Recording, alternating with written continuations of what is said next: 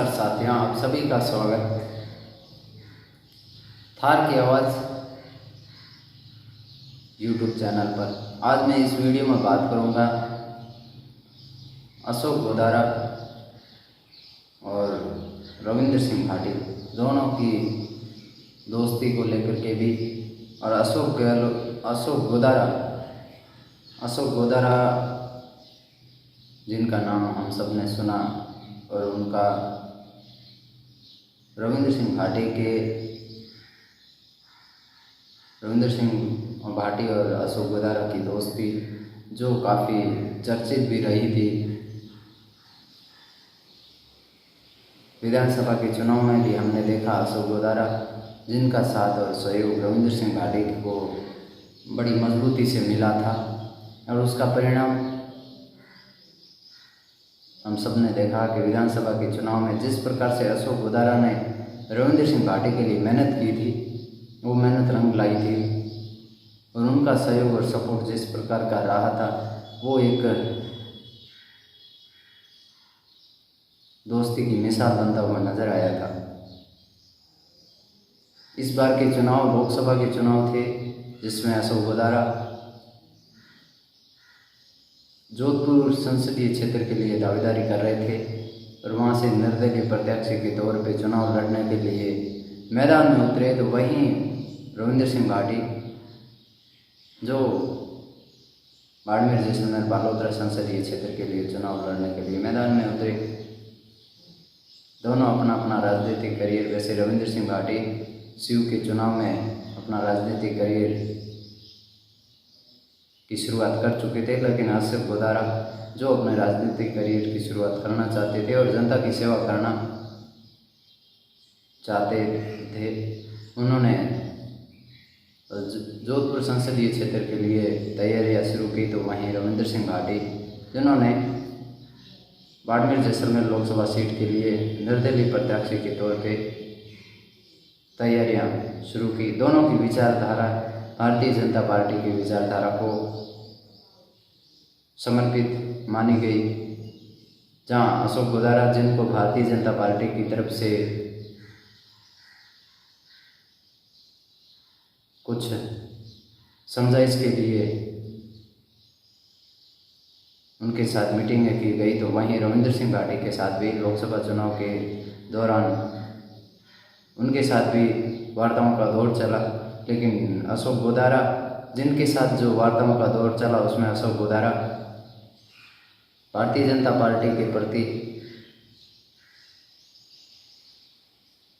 समर्पित होते दिखे। तो वहीं रविंद्र सिंह भाटी जिन्होंने निर्दलीय चुनाव लड़ने का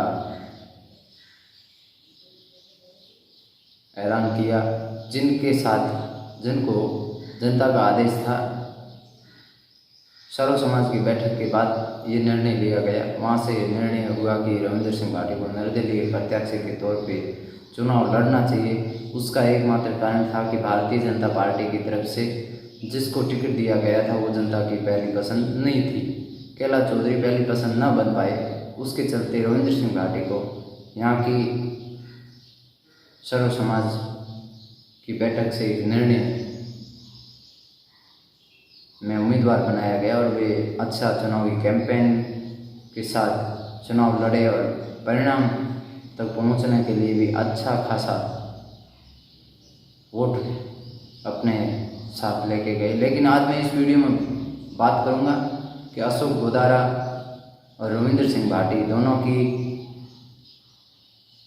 जिस प्रकार से अशोक गोदारा ने सीयू विधानसभा चुनाव के दौरान उन रविंद्र सिंह भाटी का समर्थन जिस प्रकार से देखा गया था, उसके बाद अशोक गोदारा भी काफ़ी चर्चाओं में आए, और उनकी फैन फॉलोइंग भी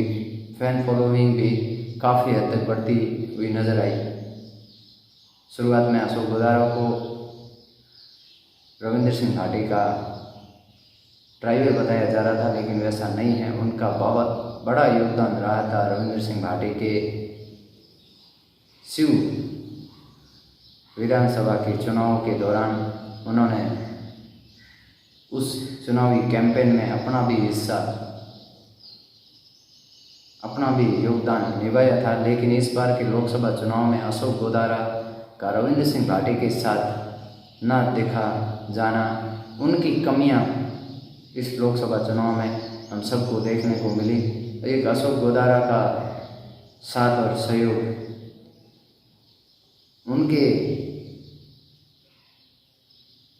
समर्थन से रविंद्र सिंह भाटी को एक अच्छी ताकत मिल सकती थी। उनके कुछ विचारों को एक्सेप्ट करके चुनावी कैंपेन को कुछ अच्छा भी बनाया जा सकता था। लेकिन अशोक गोदारा जो भारतीय जनता पार्टी की विचारधारा को मानते थे, लेकिन उन्होंने भारतीय जनता पार्टी के तमाम पदाधिकारियों द्वारा समझाइश के बाद भारतीय जनता पार्टी का दामन दुपट्टा पहन करके भारतीय जनता पार्टी के लिए प्रचार करना शुरू किया, जो उनके हिसाब से काफ़ी हद तक उनकी राजनीतिक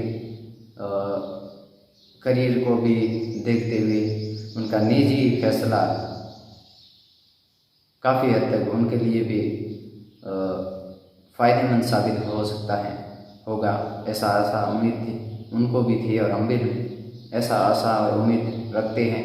लेकिन अशोक गोदारा का जिस प्रकार के लोकसभा चुनाव में रविंद्र सिंह भाटी के ऑपोजिट कैलाश चौधरी के चुनावी कैंपेन में अपनी भूमिका निभाना, जो रविंद्र सिंह भाटी के लिए भी हार का एकमात्र कारण बन सकती है। अशोक गोदारा का साथ न होना, अशोक गोदारा की कमी जो हम सब लोगों को देखने को मिली, जब वो अशोक गोदारा जो विधानसभा चुनाव के दौरान अपना संपूर्ण प्रयास, संपूर्ण समर्थन रविंद्र सिंह भाटी के लिए अपना भाई समझ करके संपूर्ण चुनावी कैंपेन को बखूबी निभाते हुए नजर आए। लेकिन इस बार के लोकसभा चुनाव में उनको भारतीय जनता पार्टी की तरफ से कुछ जिम्मेवारियां निभानी पड़ी और अपने दोस्त के ऑपोजिट जाकर के प्रचार भी करना पड़ा। लेकिन इस चुनाव में जिस प्रकार का चुनावी कैंपेन था और उसमें अशोक गोदारा की जो कमी खिली, वो एक विचारने योग्य रही। अशोक गोदारा की इस लोकसभा चुनाव में रविंद्र सिंह भाटी के समर्थकों को और रविंद्र सिंह भाटी को भी काफ़ी हद तक कमी खिली। अशोक गोदारा जो रविंद्र सिंह भाटी को अपना बड़ा भाई मानते हैं और उन्होंने चुनावी विधानसभा के चुनाव में संपूर्ण समर्थन, संपूर्ण प्रयास किए थे। उन्होंने अपने खुद को प्रत्याशी मान करके जिस प्रकार से चुनावी कैंपेन तैयार किया, वो एक देखने योग्य था और उसकी प्रशंसा की जाए उतनी ही कम है। वो प्रशंसा योग्य भी था, लेकिन इस बार के चुनाव में अशोक गोदारा की कमी का एहसास रविंद्र सिंह भाटी के समर्थक और रविंद्र सिंह भाटी की टीम जिनको भी हुआ, लेकिन अशोक गोदारा वैसे एक अच्छे इंसान के तौर पे, एक अच्छे दोस्त के तौर पे रविंद्र सिंह भाटी के वैसे ही करीबी हैं जैसे पहले थे, लेकिन राजनीतिक विचार के चलते दोनों को एक दूसरे के ऑपोजिट चुनाव प्रचार भी करना पड़ा। लेकिन वो वहाँ तक ही सीमित था,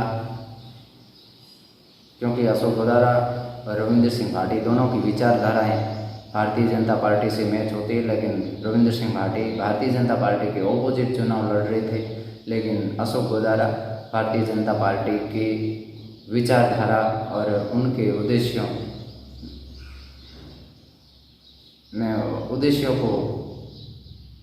के लिए अपने आप को समर्पित करके भारतीय जनता पार्टी के लिए संपूर्ण प्रयास करते हुए दिखे, जिनको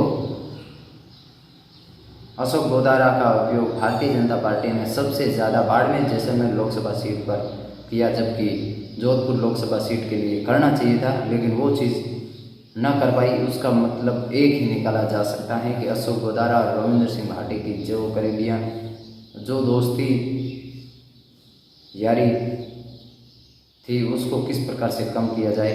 और कुछ भारतीय जनता पार्टी के अधिकारी कुछ भारतीय जनता पार्टी के